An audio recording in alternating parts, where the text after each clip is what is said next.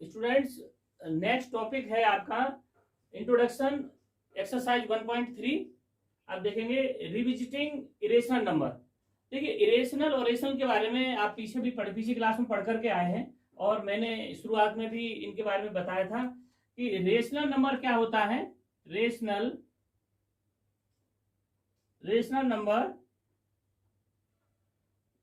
P upon Q की form में लिख सके कोई भी ऐसा इंटीजर है ना, P and Q are integer.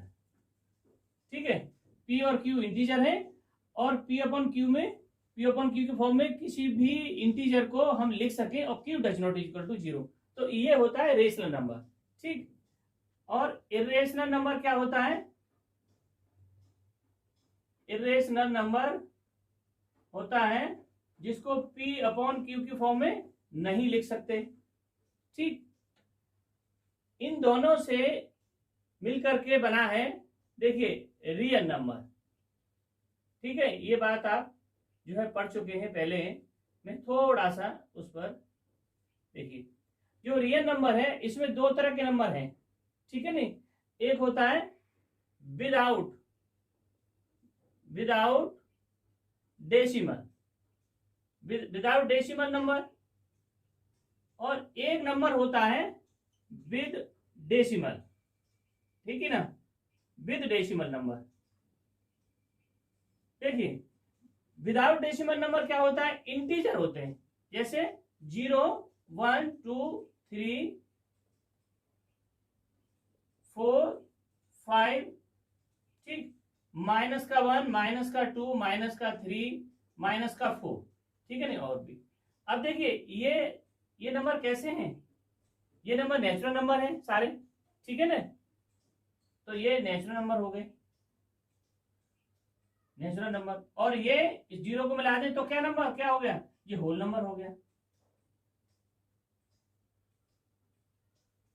ठीक, और ये क्या है? नेगेटिव इंटीजर हो गए। ठीक है ना, ये इंटीजर हो गए, नेगेटिव इंटीजर। ठीक, अच्छा, ये विद डेसिमल जो नंबर है वो कौन कौन से नंबर है? एक नंबर आया, मान लीजिए 2.25 कोई नंबर दे रखा है, ये क्या है? ये टर्मिनेट हो गया, डिवाइड हो गया, इसका एंड हो गया, अब ये किसी से भी डिवाइड नहीं होगा। ठीक है ना, तो ऐसे नंबर को हम, ये हो गया। इसके बाद दूसरा नंबर क्या है? जो मान लीजिए 1.333 इस तरह से आ रहा है, ठीक है नहीं, तो ये डिवाइड नहीं हुआ लेकिन रिपीट हो रहा है। ठीक, एक नंबर ऐसा आएगा जो आपका मान लीजिए 1.678 है ना, इस तरह से आ रहा है, न तो डिवाइड हो रहा है और ना ही जो है रिपीट हो रहा है, जैसे 9 3 1 ऐसे चलता जा रहा है ये नंबर आगे। ठीक है, ये तीन तरह के नंबर हो गए। तो इन दोनों नंबर को हम क्या कहेंगे? ये कैसा नंबर है? ये टर्मिनेट हो गया, इसको भी टर्मिनेट कह दूंगा।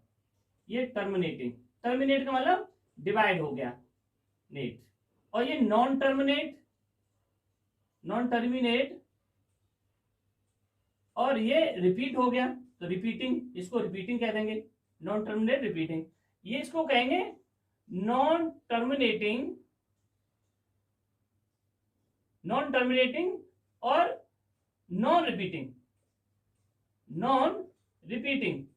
ना तो ये टर्मिनेट होगा और ना ही रिपीट होगा। तो ये दोनों नंबर हैं, ये कैसे होंगे? इससे आप फिर से P अपॉन Q की फॉर्म प्राप्त कर सकते हैं इन दोनों नंबर से, इससे नहीं कर सकते। तो ये नंबर कैसा है? ये नंबर रेशनल नंबर है, ये रेशनल नंबर है, और ये इरेशनल नंबर। हम इरेशनल नंबर की बात करने वाले हैं। तो इरेशनल नंबर कैसे कैसे हो गए? इरेशनल नंबर हो गए, एक तो जैसे 1.325 कोई भी नंबर है, 6 7 है ना, इस तरह से हो, कुछ और भी आ रहा हो। ठीक है, या एक कभी ऐसा भी होता है जैसे 0.1 001 0001 000 है ना, इस तरह से चल रहा है, 1 और 0।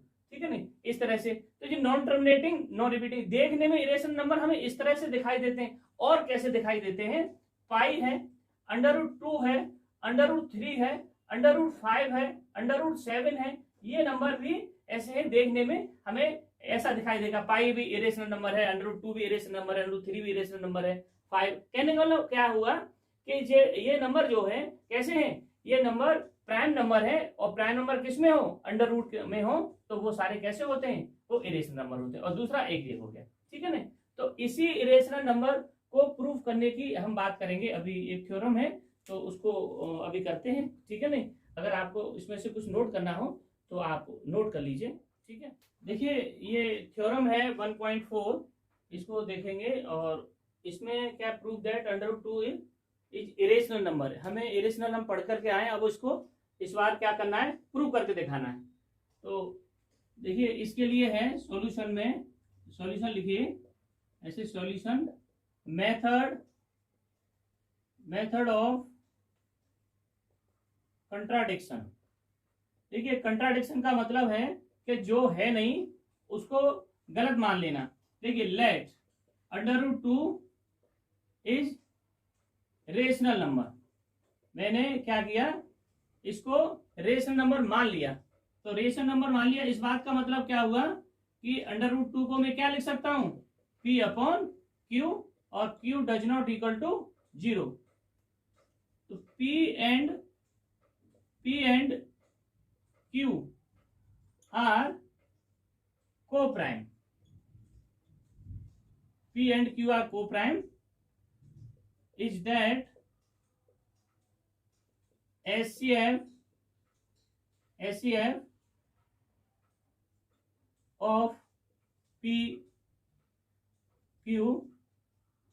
इज 1।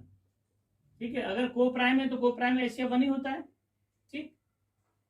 तो P/Q इससे निकालेंगे तो क्या हुआ, 2 से मल्टीप्लाई हो जाएगा तो √2Q आ गया, ठीक है। इसको मैं इक्वेशन फर्स्ट कह देता हूं। अब स्क्वायरिंग बोथ साइड्स, तो 2Q² is equal to P², ठीक। तो इसको लिखेंगे Q² is equal to P²/2, ठीक। तो 2 डिवाइड P², तो 2 डिवाइड P ऑल्सो। देखिए इस स्टेप का मतलब ये है, आप ऐसे समझिए कि मान लीजिए 4 का स्क्वायर है, 4 का स्क्वायर है, और 4 के स्क्वायर को 2 डिवाइड करता है, ठीक। आपको पता है 4 के स्क्वायर से 2 से डिवाइड हो सकता है, 4 का स्क्वायर है ना, 16 2 से डिवाइड होगा, तो क्या 4 2 से डिवाइड नहीं होगा, यस 4 भी 2 से डिवाइड होगा। तो ये 2 डिवाइड P², तो 2 डिवाइड P ऑल्सो, ठीक है ना। तो इस स्टेप को आप इस तरह से ध्यान रखेंगे, ठीक। तो मान लीजिए P/2, P को 2 से डिवाइड करेंगे तो कुछ आएगा, क्वेश्चन कुछ तो आएगा, उसको हम कह देंगे लेट से, है ना, C कह दिया हमने इसको। तो P is equal to 2C, ये value P is equal to 2C put कर देंगे किसमें, put in equation first equation में पुट कर दो। √2Q is equal to 2C, again squaring both sides, ठीक। तो 2Q² is equal to 4C², तो ये डिवाइड होगा तो Q²/2 इज इक्वल टू क्या हो जाएगा, C², ठीक है। तो इसको भी हम ऐसे ही लिखेंगे कि 2 डिवाइड्स Q², तो 2 डिवाइड Q ऑल्सो। जब Q² को डिवाइड कर रहा है 2, तो 2 Q को भी डिवाइड करेगा, तो Q/2 को हम कह देंगे डी, लेट से, हमने डी कह दिया, तो क्यू की वैल्यू क्या आ गई 2d। ठीक, अब देखिए हमने क्या माना था P अपॉन क्यू, और P अपॉन क्यू, P की वैल्यू कितनी है 2c, और Q की वैल्यू कितना आ गई 2d। तो ये क्या हुआ, देयरफॉर ये कितना P अपॉन क्यू को हमने क्या मान के चले थे, P अपॉन क्यू को हम मान के चले थे क्या है, ये कोप्राइम नंबर है, ठीक है ना, और इनका एचसीएफ कितना है 1 है। अब यहां क्या पर क्या हुआ कि एचसीएफ तो इनका 2 आ गया, देयरफॉर कितना हुआ, देयरफॉर P एंड, ये ऐसे लिख दो, therefore 2 is common factor other than 1। तो P एंड Q आर क्या है, कंपोजिट नंबर। P और Q कैसे हो गए, कंपोजिट नंबर हैं, ठीक। और हमने P और Q को क्या मान के चले थे, को प्राइम, इनका एचसीएफ 1 था, ठीक है। एक कंट्राडिक्ट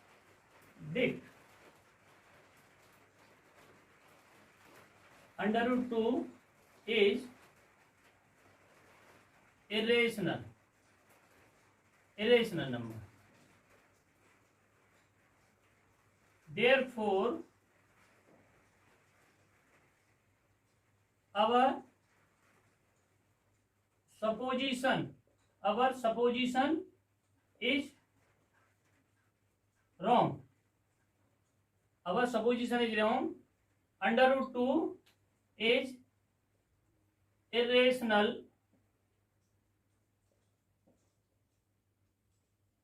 नंबर, ठीक है। अब देखिए इसमें मैं आपको एक बार फिर से समझा देता हूं, ठीक है ना।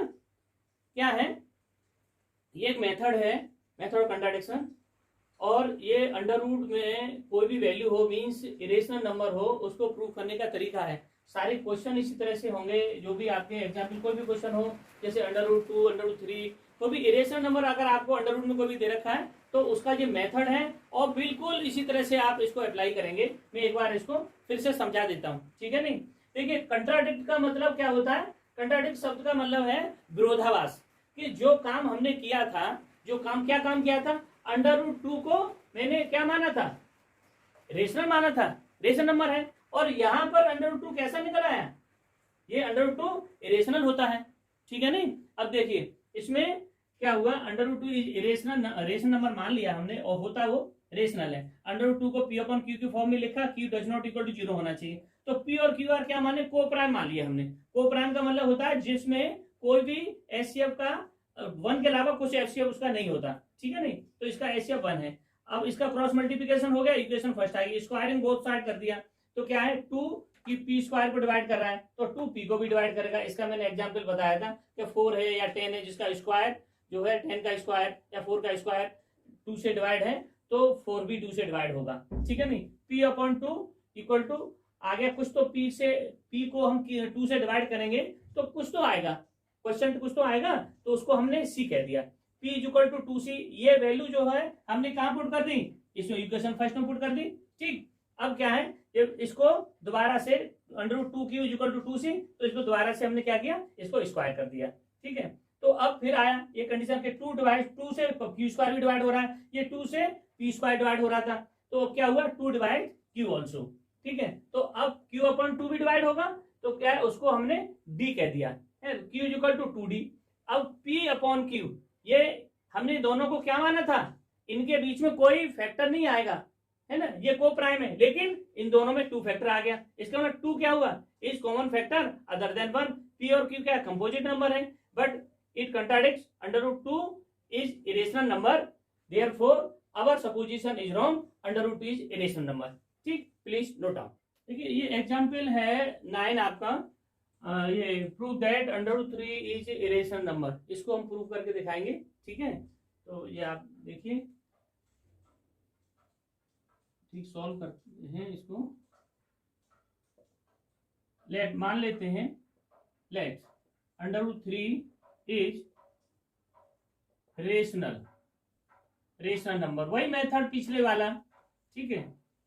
तो √3 जब रेशनल नंबर है तो इसको P अपॉन Q के फॉर्म में लिख सकते हैं, और Q does not equal to 0 होगा, ठीक है। P एंड Q आर को प्राइम, ठीक है। Coprime number is that HCF of P and Q 1, HCF 1 होगा, ठीक। इसका क्रॉस मल्टीप्लिकेशन करेंगे तो √3 Q is equal to P, इसको हम इक्वेशन फर्स्ट मान लेते हैं, स्क्वायरिंग बोथ साइड्स, ठीक। तो ये कितना हुआ, 3Q² is equal to P², ठीक। अब Q² is equal to P² upon 3, तो 3 डिवाइड्स Q², 3 डिवाइड्स P², ठीक है। Is that 3 divide P also, ठीक। अब क्या करेंगे, P अपॉन 3 को हमने C कह दिया, है ना, C मान लिया इसको, है ना। P को 3 से डिवाइड करेंगे तो कुछ तो आएगा क्वेश्चन, तो इसको कह दिया लेट C, ठीक। तो P is equal to 3C, इस वैल्यू को पुट इन इक्वेशन फर्स्ट में हमने पुट कर देंगे इसको। इक्वेशन फर्स्ट क्या है, √3 Q is equal to P², ठीक। √3 इज इक्वल टू P है, P, तो P की वैल्यू क्या है 3C, हमने 3C वैल्यू पुट कर दी। अब क्या करेंगे, स्क्वायरिंग, है ना, अगेन स्क्वायरिंग बोथ साइड्स, तो क्या हुआ 3Q² is equal to 9C², तो ये कितना आएगा, Q² upon 3 is equal to C²। अब देखिए Q², 3 वही 3 डिवाइड Q², तो 3 डिवाइड Q ऑल्सो, ठीक। तो 3 Q को डिवाइड करेगा तो क्या लिखेंगे, Q अपॉन 3, इसको हम D मान लेंगे, लेट से, तो Q इज इक्वल टू कितना होगा 3D, ठीक है। अब क्या था, हमने P अपॉन Q माना था, ये कितना, P की वैल्यू कितनी 3C और Q की वैल्यू कितनी है 3D, इसमें क्या आ गया 3 कॉमन आ गया, ठीक है ना, दोनों में कितना आ गया 3 कॉमन आ गया, तो ये कितना हुआ, देयरफॉर ये कितना है P एंड Q, या ऐसा लिख देते हैं, P एंड Q में लिख करके इसमें ऐसा लिखते हैं 3 is common factor, 3 is common factor other than 1, 3 is common factor other than 1, तो P and Q are composite number, P and Q are कैसे number, composite number, but it contradicts, ठीक। √3 is irrational number, therefore our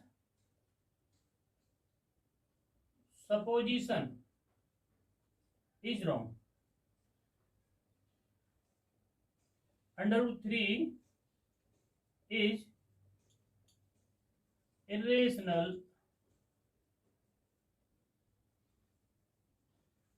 number. ठीक, तो देखिए एक बार फिर से मैं इसको समझा देता हूं आपको. वही सेम प्रोसेस इसमें लगाया है जो पीछे वाले थ्योरम में लगाया था. अंडर रूट 3 रेशनल नंबर मान लिया, फिर इसको पी अपॉन क्यू के फॉर्म में लिखा है ना. पी एंड क्यू आर को प्राइम नंबर है, एचसीएफ 1 होता है को प्राइम का. ठीक है, और ये इक्वेशन फर्स्ट मान ली, फिर इसको स्क्वायरिंग कर लिया.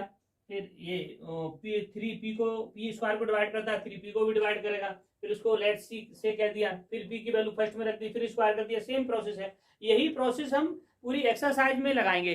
ठीक है ना, और इसको अच्छे से करिए. ठीक है, प्लीज नोट डाउन.